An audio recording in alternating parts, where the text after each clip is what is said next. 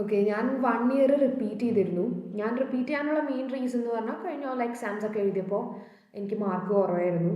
അപ്പോൾ എനിക്ക് ഓപ്പൺ ആയിട്ടുള്ള എല്ലാ ഓപ്ഷൻസും പ്രൈവറ്റ് ഇൻസ്റ്റിറ്റ്യൂട്ട്സ് ആയിരുന്നു. ഫീസൊക്കെ വളരെ കൂടുതലായപ്പോൾ I thought I will give one more shot എന്നുള്ളത്.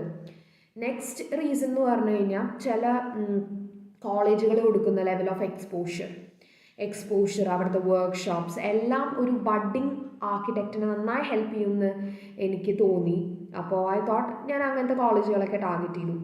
പിന്നെ നെക്സ്റ്റ് റീസൺ എൻ്റെ ഒരു പേഴ്സണൽ റീസണാണ്. അതായത് ആർക്കിടെക്ചർ എന്ന് പറയുന്ന കോഴ്സ് ഒരു ആർക്കിടെക്ചർ പ്രോമിനൻ്റായി കാണുന്ന ചില കോളേജുകളുണ്ട്.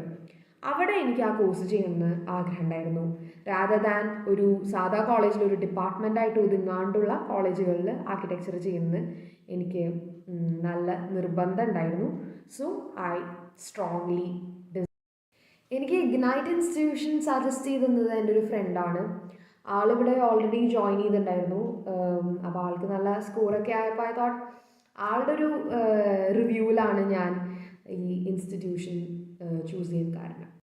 എൻ്റെ പ്രിപ്പറേഷൻ രീതികൾ എന്ന് പറഞ്ഞു കഴിഞ്ഞാൽ ഇനീഷ്യൽ സ്റ്റേജിൽ ഞാൻ പേപ്പേഴ്സൊക്കെ നെറ്റിൽ നിന്ന് ഡൗൺലോഡ് ചെയ്തിട്ട് മാർക്ക് ഡിസ്ട്രിബ്യൂഷൻ, അതേപോലെ തന്നെ എങ്ങനെയാണ് ഡിവൈഡ് ചെയ്തിരിക്കുന്നത്, എന്തൊക്കെയാണ് ഏരിയാസ്, ശരിക്കും ആ പേപ്പറിനെ സ്റ്റഡി ചെയ്തു, ആ എക്സാമിന് സ്റ്റഡി ചെയ്തു ആദ്യത്തെ ഇനീഷ്യൽ സ്റ്റേജ്. പിന്നെ എൻ്റെ strong areas, weak areas identify ചെയ്ത് അതിന് വർക്ക് ചെയ്യുക ചെയ്തത്. അതായത് മാത്സ് സ്കൂൾ ടൈമിൽ എൻ്റെ സ്ട്രോങ് സബ്ജക്റ്റ് ആയിരുന്നെങ്കിലും എൻട്രൻസിന് വന്നപ്പോൾ എനിക്ക് ഭയങ്കര ഡിഫിക്കൽട്ടായിട്ട് തോന്നി. അപ്പോൾ ഞാൻ എൻ്റെ പ്രിപ്പറേഷൻ വളരെ ബേസിക്സ് തന്നെ സ്റ്റാർട്ട് ചെയ്തു. ലാസ്റ്റൊക്കെ ആയപ്പോൾ ഫുൾ പ്രീവിയസ് ഇയർ പേപ്പേഴ്സ് ആയിരുന്നു. ഈ ഡ്രോയിങ് ഒക്കെ ഇത്തിരി ടഫ് തന്നെയായിരുന്നു. പെർസ്പെക്റ്റീവ് ഡ്രോയിങ് ഒക്കെ ഞാൻ അങ്ങനെ സെറ്റാക്കി എടുത്തതാണ്. ഈ പ്രാക്ടീസ് ബൈ പ്രാക്ടീസ് സെറ്റാക്കി എടുത്ത് ലാസ്റ്റ് ആയപ്പോൾ എനിക്ക് തോന്നി എനിക്ക് ഞാൻ എക്സാം എഴുതുന്ന ആ ഒരു രീതിയിലേക്ക് ആ ഒരു ലെവൽ ആയിട്ടുണ്ട് എന്ന് തോന്നിയപ്പോൾ I was satisfied at the end. അങ്ങനെയായിരുന്നു എൻ്റെ പ്രിപ്പറേഷൻസൊക്കെ. ഞാൻ മോസ്റ്റ്ലി ടാർഗറ്റ് ചെയ്ത കോളേജുകൾ SPAs ആയിരുന്നു, school of planning and architecture. പിന്നെ എനിക്ക് സെറ്റ് നല്ല താല്പര്യം ഉണ്ടായിരുന്നു. പിന്നെ ഞാൻ ചില NITs നോക്കി വെച്ചിരുന്നു. അതൊക്കെയായിരുന്നു എൻ്റെ ഇഷ്ടമുള്ള കോളേജുകൾ. SPAs, സെറ്റ്, സം NITs ആയിരുന്നു ഞാൻ ടാർഗറ്റ് ചെയ്തിരുന്ന കോളേജ്.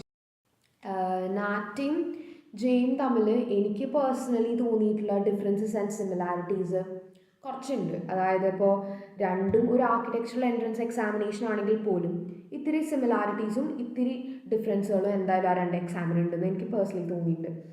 ബിക്കോസ് നാറ്റയിൽ മാത്സിൻ്റെ ലെവൽ വളരെ കുറവാണ്. മാത്സ് ആ ഹൈ ലെവലില്ല. പക്ഷെ ജെയുടെ മാത്സ് നല്ല ഹൈ ലെവലാണ്. പിന്നെ നാറ്റയിൽ ഡ്രോയിങ് ഇല്ല, പക്ഷെ ജെയിൽ നല്ല ഡ്രോയിങ് ഉണ്ട്. പിന്നെ നാറ്റയുടെ ആപ്റ്റിറ്റ്യൂഡ് ലെവൽ ജെയുടെ ആപ്റ്റിറ്റ്യൂഡ് ലെവലിനെക്കാട്ടും കുറച്ചും കൂടെ ലെവലുണ്ട്. അപ്പോൾ അങ്ങനെ നമുക്ക് നാറ്റയുടെ ആപ്റ്റിറ്റ്യൂഡ് പ്രിപ്പയർ ചെയ്താൽ ജെയ് തന്നെ സെറ്റാവും. പക്ഷേ മാത്സ് നമ്മൾ സെപ്പറേറ്റ് ആയിട്ടുള്ള രീതിയിൽ പ്രിപ്പയർ ചെയ്യണം ജെയ്ക്ക് വേണ്ടി. അപ്പോൾ അങ്ങനെ കുറേ സിമിലാരിറ്റീസും ഡിഫറൻസസും ഉണ്ട്. ഇപ്പോൾ ഈ ആർക്കിടെക്ചറിനൊക്കെ പറ്റി പഠിക്കുക, മോണ്യുമെൻറ്റ്സ്, അതൊക്കെ സിമിലർ തന്നെയാണ് നാറ്റയിലും ജെയിലും. ശരിക്കും ഹാൻഡ് ഇൻ ഹാൻഡായി പോകുന്ന പ്രിപ്പറേഷൻ രീതി തന്നെ മതിയാവും നാറ്റയ്ക്കും ജെയ്ക്കും. ഇഗ്നൈറ്റ് ഇൻസ്റ്റിറ്റ്യൂഷനെ പറ്റി പറയുകയാണെങ്കിൽ മോർ ദാൻ ഒരു കോച്ചിങ് സെൻറ്റർ, അതൊരു ക്രിയേറ്റീവ് കമ്മ്യൂണിറ്റി ആണെന്ന് തന്നെ പറയാം. അവിടുത്തെ ഫാക്കൽറ്റീസ് ആണെങ്കിലും മെൻറ്റേഴ്സ് ആണെങ്കിലും ഒരു ഫുൾ സ്വിങ് സപ്പോർട്ടാണ്.